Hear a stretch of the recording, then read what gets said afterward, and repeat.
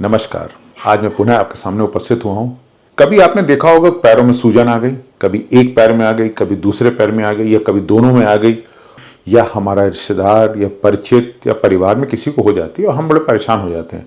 तो आज मैंने सोचा इसी विषय पर बात किया जाए। मैं डॉक्टर पीयूष मिश्रा, प्रयागराज से। आज बात करते हैं पैरों में स्वेलिंग की। पैरों में, एंकल में, फुट में स्वेलिंग के क्या कारण है, क्यों ये स्वेलिंग आ जाती है और कैसे इसका निदान किया जाए। सबसे पहले देखिए, अगर स्वेलिंग आती है तो उस पर दो चीजें हो सकती हैं, या तो हमारे दोनों पैरों पे आया हो या सिर्फ एक पैर पे आया हो।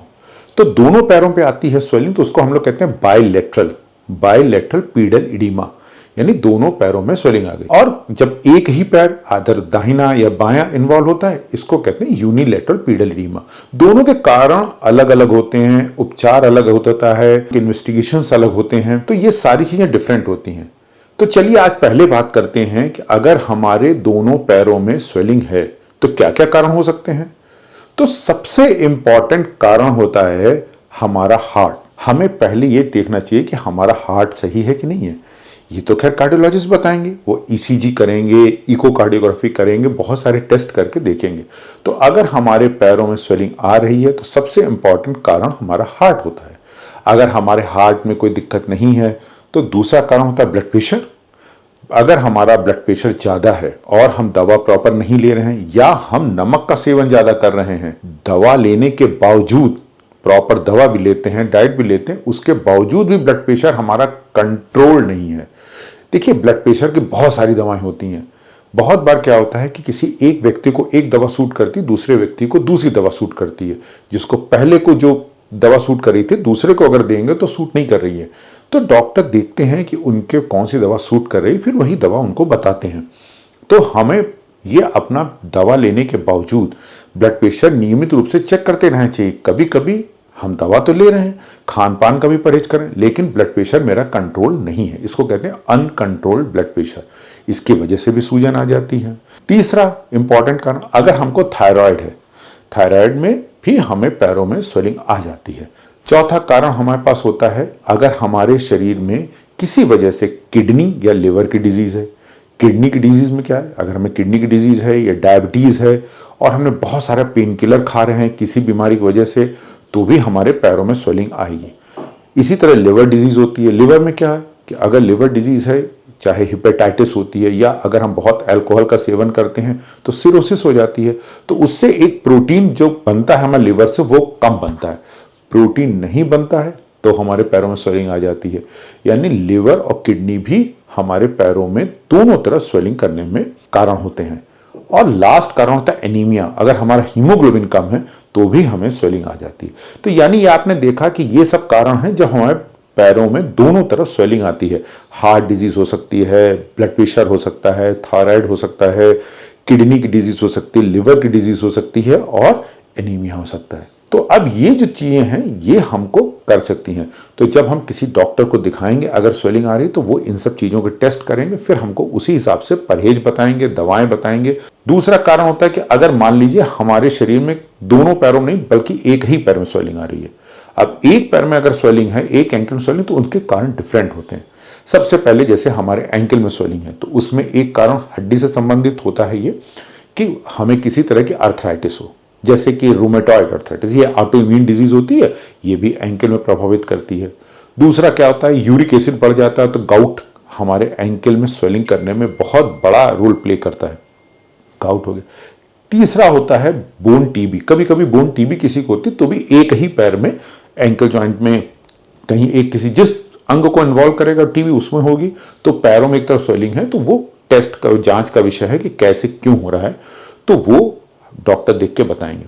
उसके अलावा एक होती है बीमारी deep vein thrombosis. Deep vein thrombosis क्या होती है, जैसे हमारे खून की नसें होती हैं, वो खून ऊपर ले जाती हैं, नीचे लाती हैं। उनमें कभी कभी अगर मेरा कोलेस्ट्रॉल ज्यादा है तो नसें का जो ल्यूमेन होता है, क्या ना, बहुत पतली हो जाती है। और हमने अगर बहुत लंबा बेड रेस्ट किया है, अपने आप क्लॉटिंग हो जाती है, तो ब्लड लौटता नहीं है वापस।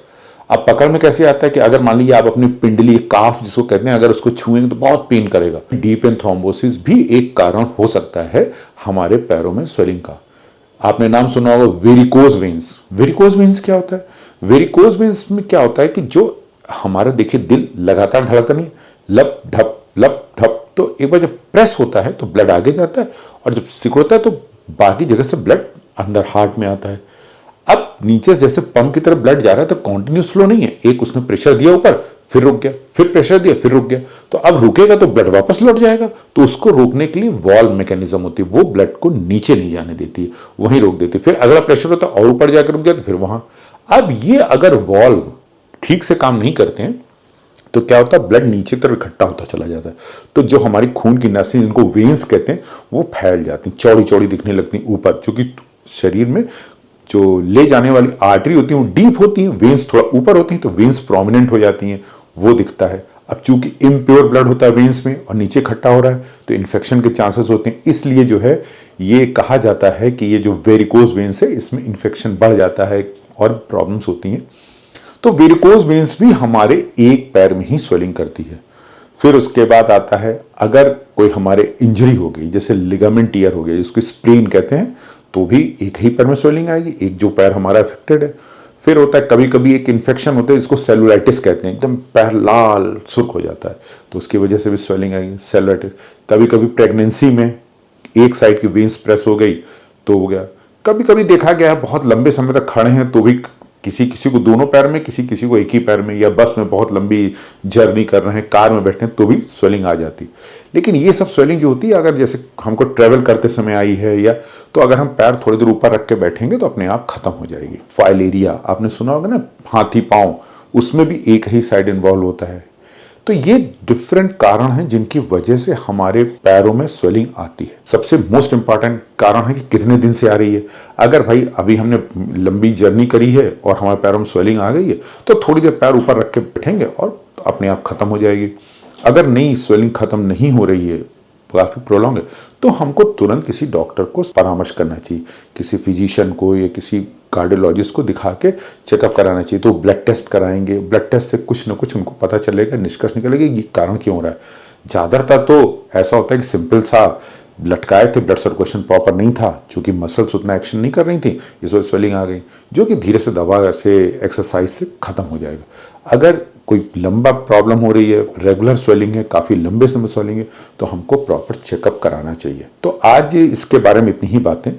यदि आपको कोई सवाल पूछना हो तो अवश्य कमेंट बॉक्स में लिख दीजिएगा, मैं जवाब दे दूंगा आपको, निसंकोच पूछिएगा। चलिए फिर किसी विषय पर आगे बात करेंगे। सब्सक्राइब तो कर लीजिए सर, सब्सक्राइब करके जाइएगा इसको। नमस्कार।